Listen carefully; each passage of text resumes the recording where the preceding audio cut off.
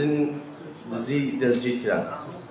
هێزەکانی بەڕێوەبەرایەتی پۆلیسی پارێزگای هەولێر باندێکی گەورەی ڕفاندن و دزی دەستگیر کرد کە لە ناو شاری هەولێر ئەو باندە پێک هاتووە لە چەند تۆمەتبارێکە هەڵدەستان بە زەبری چەک بە ڕفاندنی خەڵکو و دزیکردن لە شاری بەغدا.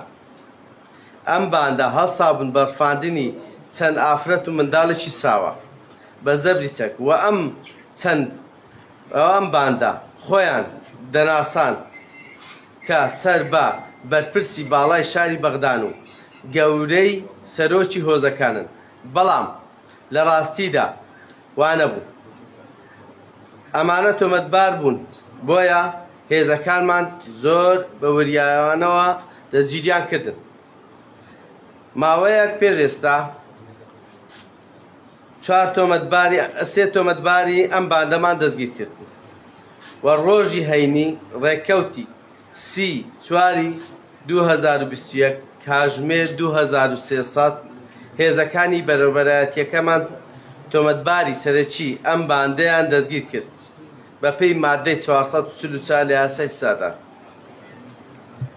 بە شێوەیەکی فەرمی ئەم تۆمەتبارانە ڕەوانەی شاری بەغدا دەکەینەوە، واتە تەسفیریان دەکەین. بۆ ئاگاداری بەڕێستان، ساڵی 2020 183 تۆمەتبارمان دەستگیر کرد کە جۆرەها تاوانیان ئەنجامدا بوو، وەک دزی و ڕفاندن.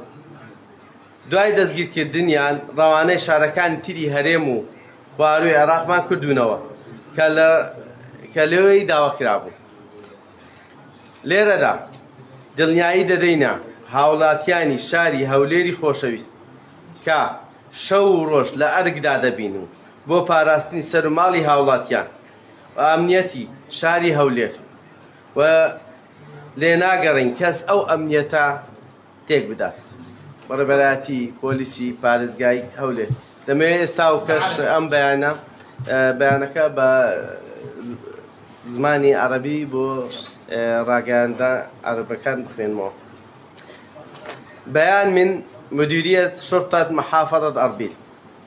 مديرية شرطة أربيل تلقى القبض على عصابة خطيرة مختصة بعمليات الخطف والسرقة. تمكنت قوات المديرية شرطة محافظة أربيل بعد البحث والمتابعة من القبض على العصابة خطيرة مختصة بعمليات الخطف والسرقة في محافظة بغداد، حيث أنهم كانوا يرتكبوا جرائم تحت تهديد السلاح والمساومة ذوي المختطفين على مبالغ طائلة مقابل إطلاق سراح ذويهم. هذا وقد كانت العصابة عرفت عن نفسها بأنهم من الوجهاء والشيوخ العشائر في محافظة بغداد، وأنهم تابعين لكبار مسؤولين في بغداد، إلا أنهم ليسوا إلا ثلة عصابة تمارس أعمال السرقة والخطف بحق المدنيين. وبعد أن تم إشعارنا بمذكرات القبض الصادرة بحق هؤلاء من قبل المحاكم المختصة في بغداد، تم القبض على 3 متهمين قبل أيام، وفي يوم الجمعة مصادف 30/4/2021 وفي تمام ساعة 2300 تم اعتقال المتهم الرئيسي في هذه العصابة.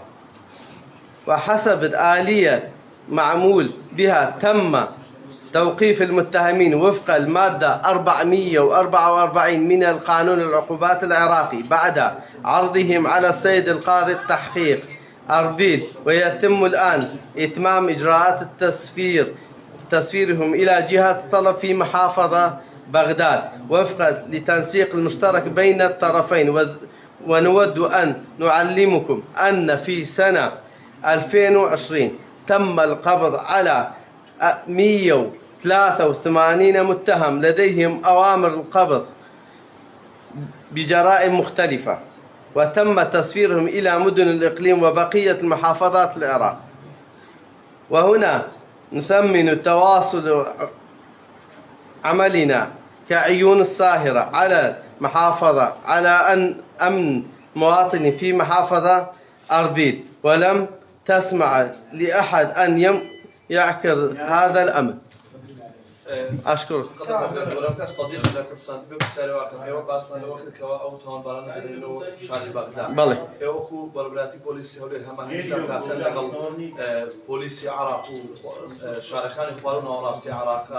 بۆ ئەوەی ئەگەر بێت بەر تاوانبارێک ئەگەر بێت لە شاری هەولێر و بۆ نمونە دەرباز بێت بۆ شارەکانی تری عراق هەماکتانەیە بۆ دەستگیرکردنێ و تۆمەتبارانەی کە بۆ نمونە لە هەرێمی کوردستانەوە یان لە شاری هەولێر بە تایبەتی دەچن بۆ شارەکانی خواردن و ناوەڕاستی عراق.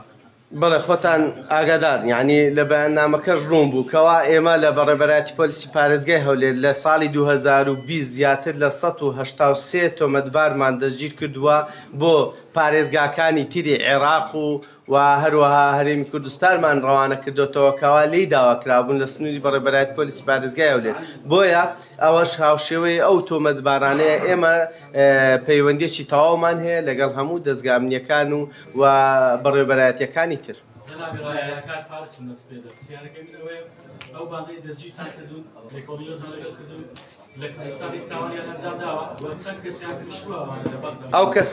ئەو کەسانە لە بەغدا داواکرابن و ئێمەش لە هەولێر کە شوێنیان دیاری کرا، هێزەکانی بەڕێبەرایەتی پۆلیسی پارێزگای هەولێر توانیان بە شێوەیەکی ڕێک و پێک و بوێرانە توانیان ئەو تۆمەتبارانە دەستگیر بکەن و ئیشاڵە لە ئایندەشدا ڕەوانەی بەغدایان دەکەن.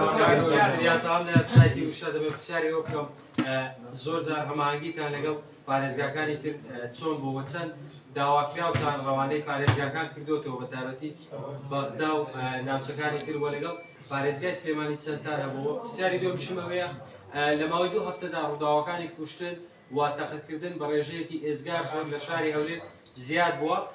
بۆچی ئەو کەسانە کە دەگیرێن یاخود ناگیرێن بۆچی ڕناگەیەندرێت بۆ خەڵکی ڕوون بکرێتەوە بۆ کارەکەی چێت؟